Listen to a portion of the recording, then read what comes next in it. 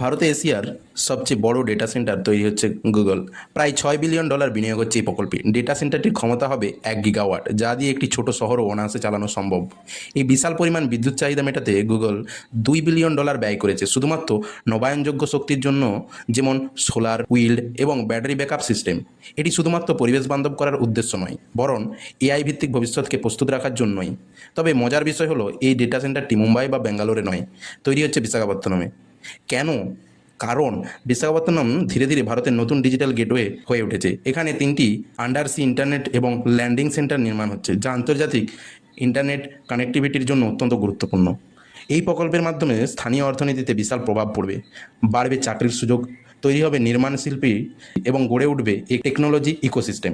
পুরো বিশ্ব ভারতের প্রযুক্তিগত ভবিষ্যতের ওপর $6 বিলিয়ন বাজি ধরেছে। যদি এখনও ভাবো ভারতের টেক বুম মানে শুধু ইউনিকর্ন, স্টার্টআপ আর ইউপিআই, তাহলে তুমি আসল পরিবর্তনটা মিস করছো। এরকম আরও আপডেট পেতে চোখ রাখো আমাদের চ্যানেল।